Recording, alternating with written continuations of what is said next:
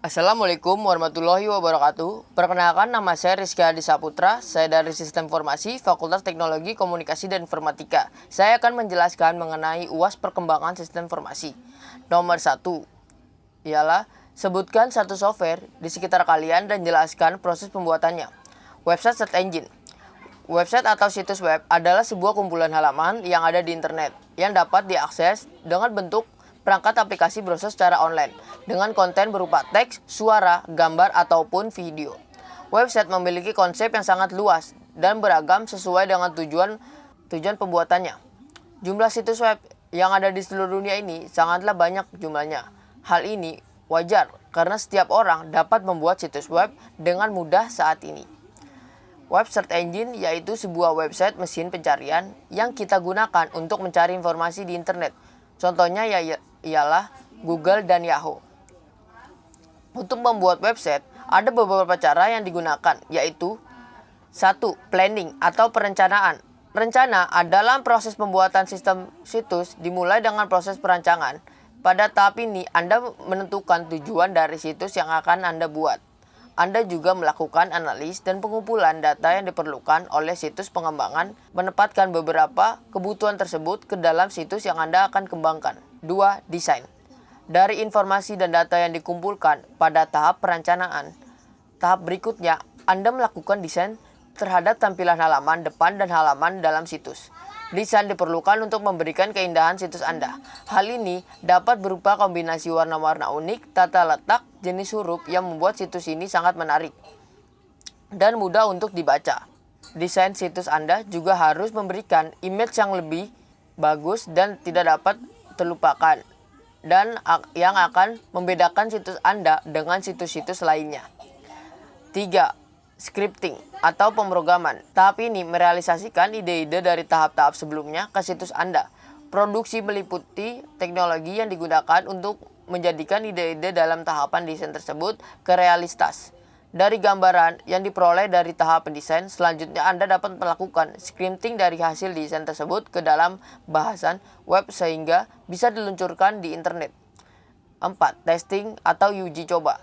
Pengujian dilakukan untuk meyakinkan jikalau semua halaman situs telah berhubung dengan benar dan semua link eksternal setiap web terjaga.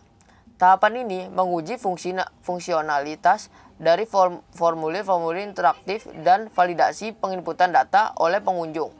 Tahapan ini dikatakan sebagai kontrol pengujian kualitas, baik dari server lokal maupun server hosting terhadap file-file yang sudah diupload. 5. Promotion atau promosi. Setelah melakukan uji coba, saatnya meluncurkan situs web Anda ke internet untuk mendeklarasikan keberadaannya kepada dunia. Promosi merupakan tahap sangat penting untuk membuat situs Anda terkenal, baik melalui media offline atau online. Promosikan alamat situs web Anda melalui sebuah media bisnis Anda dengan yang ada, seperti kartu nama, brosur, kop surat, dan lain-lain. 6. Maintenance atau pemeliharaan. Kalah penting setelah situs diluncurkan, maka diperlukan tahapan pemeliharaan terhadap situs tersebut. Pemeliharaan menjaga kesegaran situs Anda dengan isi-isian terbaru. Anda perlu secara konstan meninjau dan memperbaiki situs Anda. Tambahlah informasi-informasi terbaru untuk menarik para pengunjung. Server yang digunakan juga harus lebih dipelihara agar keamanan situs Anda terjaga dari serangan-serangan hacker. Nomor 2. Berikan contoh real rencana implementasi sistem. Sebuah perusahaan yang bergerak pada bidang batubara, PT Internusa Tambang, melakukan pelatihan khusus kepada seluruh karyawan. Pelatihan tersebut meliputi penginputan data ekspor dan impor barang agar perusahaan tersebut dapat mengoptimalkan penggunaan komputerisasi. Pelatihan ini bertujuan agar setiap karyawan mampu bekerja dengan komputer, sehingga tidak perlu mencatat data tersebut secara manual yang dapat menguras waktu dengan tenaga. Maka dari itu diperlukan software ekspor dan impor barang yang meliputi penginputan, sorting, update, dan lain-lain. Dapat kita jelaskan, implementasi sistem merupakan tahapan akhir dalam situs hidup pengembangan sistem atau SDLC. Hal-hal pokok yang harus disediakan sebelum implementasi adalah A. Persiapan tepat, yaitu perencanaan fisik dan fasilitas. Perencanaan fisik. Tata letak atau layout yang disedia adalah jarak antara komputer yang tidak terlalu dekat disertai kursi sehingga peserta akan membicarakan dengan nyaman. Fasilitas yang perlu disediakan adalah komputer, meja, kursi, jam, listrik, AC, ventilasi yang cukup, penerapan yang cukup, infocus, rak penyimpanan, papan tulis, serta pelengkapan furnitur lainnya. B. Pelatihan personal. Dilakukan untuk meningkatkan keterampilan dan kemampuan personal serta memudahkan penerapan mereka terhadap sistem baru. Nomor 3. Jelaskan prosedur untuk meningkatkan maintainability. Prosedur untuk meningkatkan maintainability ialah A. Menerapkan SDLC dan SWDLC. B. Menspesifikasi definisi data standar. C. Menggunakan bahasa pemrograman standar. D. Merancang modul-modul yang berstruktur dengan baik.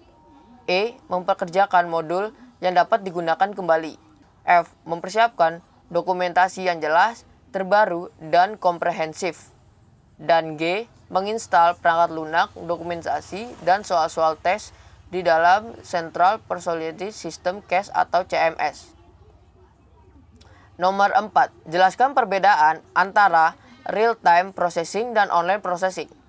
Real-time processing adalah real-time processing system. Sistem real-time adalah mekanisme pengontrolan perekapan data memproses yang sangat cepat sehingga output yang dihasilkan dapat diterima dalam bentuk yang relatif sama.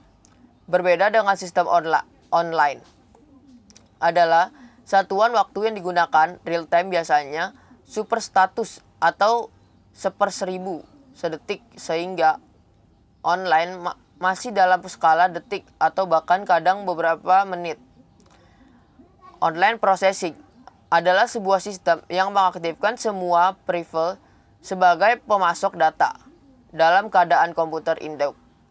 Informasi-informasi yang muncul merupakan fleksi dari kondisi data yang paling mutakhir, karena setiap perkembangan data baru akan terus diupdate ke dalam data induk. Salah satu contoh penggunaan online processing adalah transaksi online. 5. Nomor 5. Jelaskan penggunaan software ini, Software Capability Maturity Method atau CMM. Capability Maturity Model, disingkat atau CMM, adalah modul kematangan capability, adalah suatu modul kematangan kemampuan atau kapabilitas.